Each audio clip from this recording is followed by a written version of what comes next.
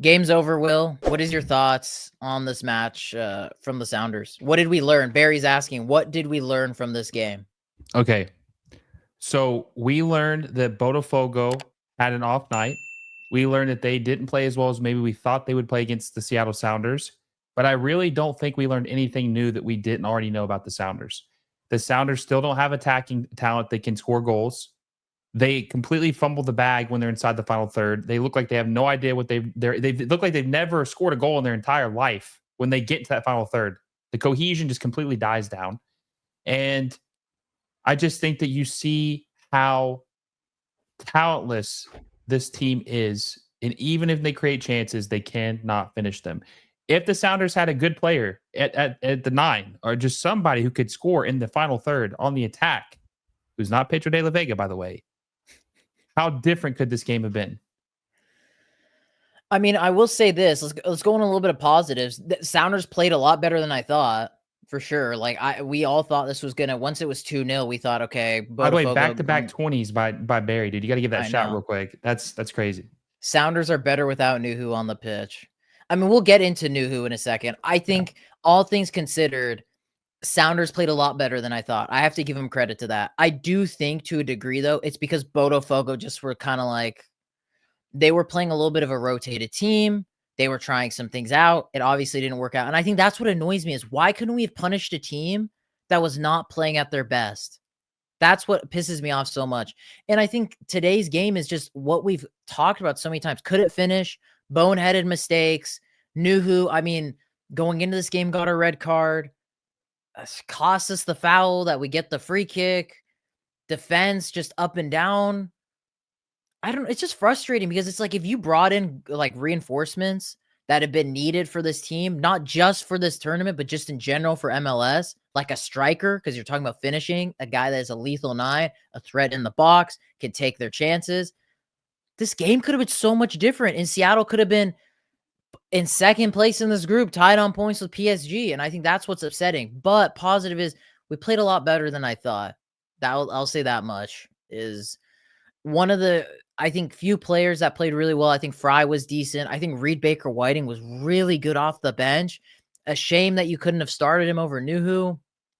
I don't know. I mean, what else are your thoughts? I mean, it's Taco Kid saying our next 2 games are must wins. I mean, if Sounders lose their next game, they're eliminated. It's not like it's a massive surprise. But yeah. I mean, if they lose their next game, they probably will lose their next game. PSG is the final game, right? Atletico's next. Yep. Fry, yeah, I agree with what Poppy Lover says. Fry was very bad. Fry's normally a very consistent, reliable person in goal who kind of makes you feel a little more confident, like you have a chance against a team who has a good attack. He looked very, very shaky tonight. Yeah, I Botafogo, my biggest takeaway is they just didn't look as good as I thought they would look. They just didn't look as good as I thought they would look. Now, I did hear that Botafogo, even though they won Copa Libertadores last year, 2023-2024 season, that they really aren't as good as they were at that point. They're not the strongest Brazilian team. And I guess that what we saw tonight confirms that. They're not. This is definitely the second weakest team in the group stage. And even with that being said, they were still able to win this match. And I think that's the bummer. That's the big bummer here. Yeah. Yeah. And they just like, I thought that Botafogo probably is, if we're talking about a scale of how good they could have played 1 through 10, they probably played at like a 6 to 7 tonight. And Seattle probably played, Seattle played well minus their not being able to finish. But dude, that is such an important part of the game. But isn't this the same thing we talk about every time with Seattle? Yeah, but think about this. Okay, this is the biggest takeaway I have for everyone, okay? Botafogo played poor compared to normal standard, was still able to score. Seattle played better, failed to score. So Botafogo, even not being able to play their best, was still able to score. Seattle playing pretty well in the build-up play could not score. That shows the difference between both of these teams. Yeah, I mean, you said it best. Would you have done anything different with the subs, the personnel? I think Nuhu's the guy we're looking at the chat right now, and probably in the comments when this is posted as a video will be the guy that's going to be talked about the most. You saw Reed Baker-Whiting make a big difference, but it's just like, I think the problem is you don't have any legitimate backups for a guy like Nuhu, Alex Roldan, who are consistently like poor. You don't have that many right back, like quality. I mean, obviously you have Kalani, you have Cody, but it's like there needs to be more competition in these positions. And that's my big issue is with this team. Yeah, I think they lack talent in general. And then when you talk about their depth, it gets even thinner than what it, they're starting 11. They just don't really have anybody to come off the bench and make a difference. I mean, they don't really have anybody. I mean, they're showing this Albert Rusnak miss, and I can't see who was it. Was it Rothrock on the deflection? I mean, that has to be put away. That has to be put away. Any other team is putting that away. They had 2 golden opportunities to score right there, and they just couldn't do it. Let's add Brody to the stream as well. We're just kind of talking about the game, Brody. We kind of talked about good performance by the Sounders, but I think the frustrating part is this is a bad game from Botafogo, but they were able to win the game. This is a better performance by Seattle, and then we still can't finish. And boneheaded mistakes cost us because we don't have players that can fill in these roles, like complacency in certain positions. And let's just get your thoughts. Now, we'll let you have the floor. Yeah, I mean, it's certainly much better than what any of us expected. I mean, we were all predicting 2-3-0, 4-0. I had a 4-1 prediction, which it looked like it was going to be like that, especially after the second goal. I will say I'm actually proud of the way the team bounced back in the second half, even if obviously it didn't go our way, even if we didn't finish chances that we could have finished. We held our own, and that's good considering what we were expecting. It just really sucks to have someone like number 5 on your team, when you could have a game where you potentially walk away with points in a tournament where you thought you had no hope, and then there's number 5 who's now how? Who's that guy? I don't know. I don't know who that is. But yeah, this number 5 guy, it's crazy how like he can just keep doing this dumbass shit and getting starts. And Reed Baker Whiting, all things considered, I thought looked good today. So I mean, I think number 5 needs to sit the next game and every game thereafter if Reed keeps playing like this. But I mean, yeah, ultimately at the end of the day, things could have gone different. We should have probably walked away with at least a point from this game. And honestly, Cheyenne, it almost hurts just as much as getting absolutely battered, knowing that like it was there. A game that because it goes back to the points we've talked about in so many videos. We didn't want to invest in those positions we were looking to be investing in. Actually, we have another special guest. I have Pedro from Glorious Botafogo, I think it's the name of their channel, on as well. I need to get the 4-person one going though. I don't know what's going to happen if I add him in. One sec. I need to get a 4-person. I don't know where do you get 4 people on this, Will? Oh, here you go. It's going to be just something like that. There we go. Let's go with that. Pedro, welcome. Outsider looking in. We're already talking about the game. First and foremost, thank you for taking the time to be here and just talking about this game. Good night to everybody. Good evening. Hope everybody's doing okay. I know it's not the result you guys wanted, but thanks for having me, and I really appreciate the invite. I think that first half was probably best case scenario, right, for Botafogo. We got 2 goals, mostly because our players were just better in the air. I think Kim had a hard time keeping up with Igor Jesus, especially in the air. I mean, he had already a header or 2 before he even scored the goal, and it was only a matter of time before he even, beat him again to score.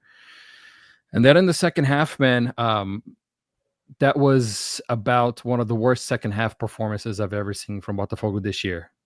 I think if I pull back from the club's history, I could probably find worse. But speaking particularly about the game, that was pretty bad.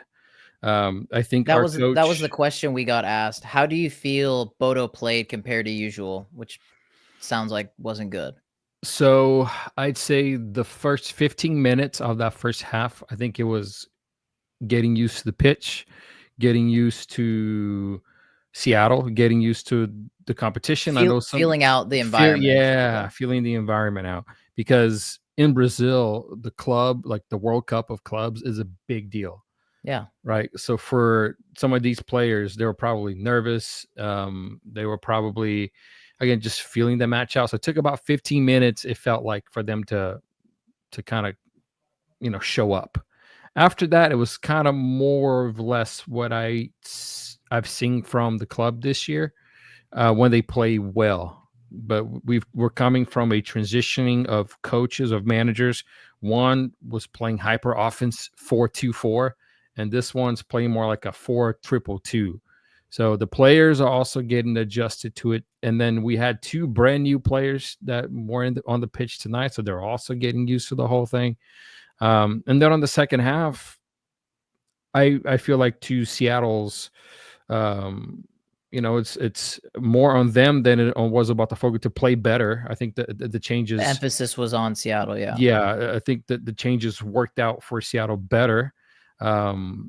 When I first saw that Seattle was playing with the back 3, when they pulled Kim out, I thought, oh, this is going to work out because we pulled a striker, we put a right winger and a left winger, because before we're playing a 4-2-2. So now we're playing with the striker, one striker, like in a 4-2-3-1 instead of a 4-2-2. So I thought that having that central striker was going to at least keep one of the defenders close to him, and it was going to be like a 3v2 or a 3v3 at all times.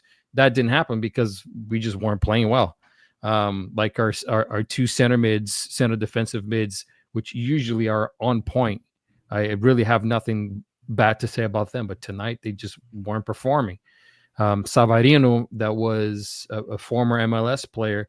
For Real Salt Lake. It was great for us all last year, great for us this year. We didn't really see him perform. And then we put in 2 brand new players that have never played with us before, and the coach made a tactical change. And I think that's when everything went wrong. Seattle just capitalized on the fact that we were lost with the change, that we had 2 brand new players that were not used to it. And I think also, the Seattle fans are great, man. I could hear them through the Brazilian stream, always chanting, always making noise, probably intimidating if you are in the field. Maybe not, but I don't know. But to me at home, I was like, man, they're really bringing it. They're really trying to help the team out. I have a question for you real quick. Go for it. Okay. So, from a Brazilian perspective, and just be completely honest, this is a Seattle channel, but Cheyenne and Brody are cool with you being honest. What was your takeaway from this MLS performance? This is kind of like a mid-table Major League Soccer team. Obviously, they weren't able to finish like most teams probably would have to capitalize on their moments. But I don't know how much Major League Soccer you watch often, but what was your biggest takeaway from a mid-table MLS team playing your team? I felt like if Seattle was Atletico Madrid or PSG, I would have felt like Auckland felt earlier today. That's what I would have felt. But I mean, there were some players on the Seattle team that are really good. Roldan's really good. There's some kid that came on in the second half, a right winger. Reed Baker Whiting. Yeah. He was pretty good. Ryan Kent had a fantastic season just like a couple of years ago, and he can come out of nowhere. He's really good with the ball. You can tell that he's got something different. But there was at times I felt like if they had somebody a little bit more clinical in the box, this could have been a 2-2, 3-2 match for Seattle. Well, Pedro, luckily that's what we preach on all the time on this channel. If we had a real striker, real finisher, that's always the conversation here. I think one thing I want to bring up too, which is funny because our general manager, Craig Weibel, basically said that Botafogo have shown interest in Pedro de la Vega, especially after tonight's performance. The little double agent move here. He couldn't finish to save his life. Maybe it's because his one eye on that move to Botafogo. He didn't want to upset his possible new teammates. You still want to sign Pedro de la Vega after tonight? Man, that was, if you had hit that would have been a great strike, right? But unfortunately for you guys and thankfully for us, he missed. But what I saw on the ball, he looks pretty good. It looks like he's got potential. I don't know if he's going to be a immediate starter, but I think there's definitely room for him. And we're coming off of a season, just to kind of give you guys a context, where our best players was the right winger and the center attacking mid. Those were our best players last year. They made the entire difference. You guys know one of them, actually, Thiago Amado, that was playing for Atlanta. And what a player the guy is, man. I mean, he just came in and just made such an immediate change, and he gelled well with his new teammates, and it just felt like he had been playing for us since the academy, So on the right side, especially, that I think that's where we're the weakest compared to last season. And then when we put in that new guy, that we're used to using our left wingers and our right wingers to kind of like do an overlapping with the right back. So if the right back goes forward, the winger drops back. And you can tell in the second half when Seattle was transitioning from the left into the middle of the pitch, that's when the best chances for Seattle was happening during that second half. And we were in trouble there. Brody, I mean, you came in late. We'll let you kind of close up with final thoughts. I think it's funny hearing from Pedro how he it's funny how all of us know the issues with the Sounders, and it's crazy if we just addressed them, started the season with the window we had. We could have had a historic game. It's kind of, this game reminds me a little bit. I think it still was better, but Al Ali, our issue there was we couldn't finish. We were playing for the draw there. And at first, when this game started, we were playing aggressively and doing the right things. But it's just like the gulping class, and do we have the firepower? Can we be consistent defensively? Can we not be boneheaded? It's just like the ongoing issues with this team. And we'll just close off the stream with Brody, your closing thoughts, and then we'll call the stream a day. We'll call the review a day, because we have more content to come with a vlog and fan reaction. So. Yeah, I mean, it's just the story of our lives, isn't it?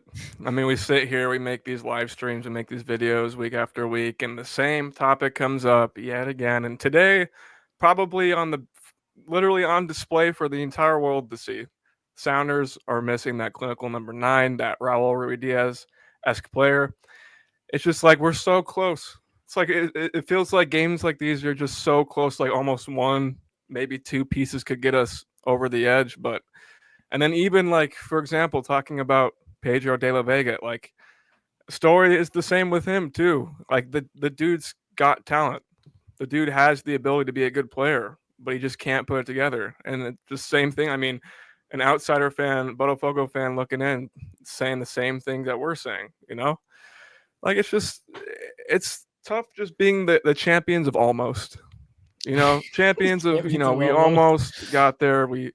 We almost did something. We almost got a result. We almost put some goals away. I know the feeling, man. Yeah.